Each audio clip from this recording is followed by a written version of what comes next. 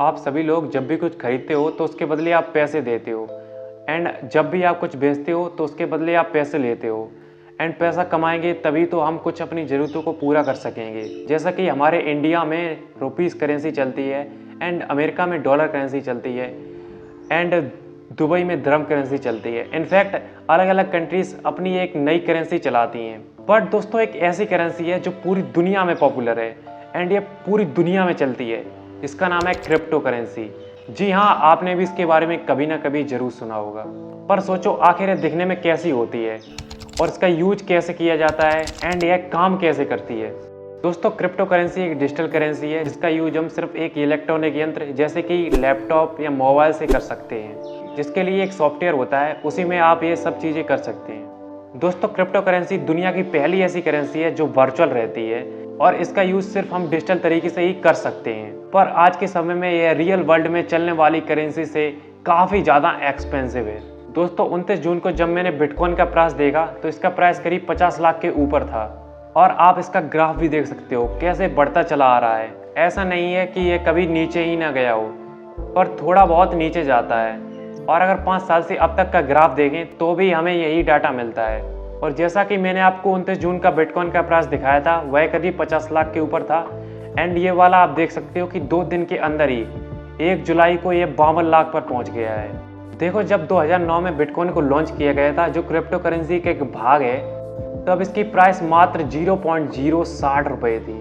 दोस्तों, crypto currency आज की दुनिया में इतनी तेज़ी से ग्रो कर चुकी है कि यह दुनिया की सबसे एक्सपेंसिव करेंसी बन चुकी है। सो आज की वीडियो में हम इस चीज़ को डिटेल्स एंड इजी पॉइंट में समझेंगे, एंड इसमें इन्वेस्ट करना भी चाहिए या नहीं, एंड इसके बारे में भी डिटेल्स में बात करेंगे। दोस्तों, डिजिटल करेंसी के बारे में 1980 में ही बात शुरू हो गई थी। लोग सोच रहे थे कि एक ऐसी करेंसी बनाई जाए जो ऑनलाइन ट्रांजैक्शन जो पूरी तरीके से सिक्योर हो सके। पर दोस्तों, असली शुरुआत साल 2008 में सतोशी नाकामोटो ने की थी। सतोशी नाकामोटो बिटकॉइन के कॉन्सेप्ट को लॉन्च करते हैं, और वह बताते हैं कि बिटकॉइन एक डिसेंट्रलाइज्ड डिजिटल करेंसी है और इसे ना किसी सेंट्रल अथॉरिटी की ज़रूरत होती है। एंड उनके इस कॉन्सेप्ट से लोग काफ़ी प्रभावित हुए, और 2009 में बिटकॉइन को लॉन्च कर दिया गया था। और दोस्तों, से 1 साल हुए ही थे कि बिटकॉइन की प्राइस इंक्रीज होने लगी। दोस्तों, बिटकॉइन का पहला कॉमर्शियल ट्रांजैक्शन एक प्रोग्रामर ने किया था, वो भी पिज़्ज़ा ऑर्डर करने के लिए। और 2011 तक आते आते बिटकॉइन का प्राइस $1 पर पहुंच गया था।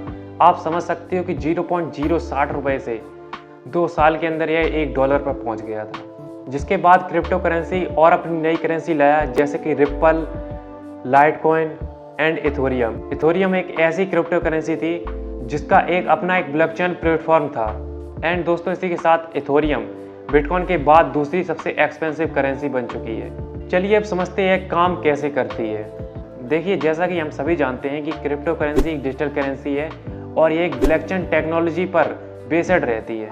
दोस्तों, ब्लॉकचेन एक डिजिटल टेक्नोलॉजी है जिसमें सारी ट्रांजैक्शन को रिकॉर्ड किया जाता है, एंड उसको सिक्योर रखा जाता है। एंड जब भी आप किसी को क्रिप्टो करेंसी भेजते हो या फिर क्रिप्टो करेंसी उससे लेते हो, तो उसकी जो पूरी डिटेल्स एंड ट्रांजैक्शन हिस्ट्री होती है वह ब्लॉकचेन पर ही रिकॉर्ड हो जाती है, जिससे हमेशा यह सिक्योर बना रहता है।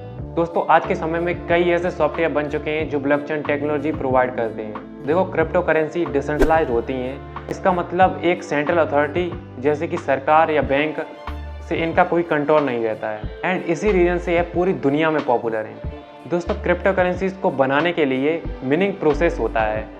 मिनिंग प्रोसेस में कॉम्प्लेक्स मैथमेटिकल प्रॉब्लम सॉल्व करते हैं, और जो लोग इन्हें सॉल्व करते हैं यानी कि माइनर्स, उन्हें न्यू कॉइन्स रिवार्ड के तौर पर मिलते हैं। दोस्तों, क्रिप्टो करेंसीज को रखने के लिए एक डिजिटल वॉलेट का यूज किया जाता है। दोस्तों, इस वॉलेट में क्रिप्टो करेंसीज के कॉइन्स को सिक्योर रखा जाता है।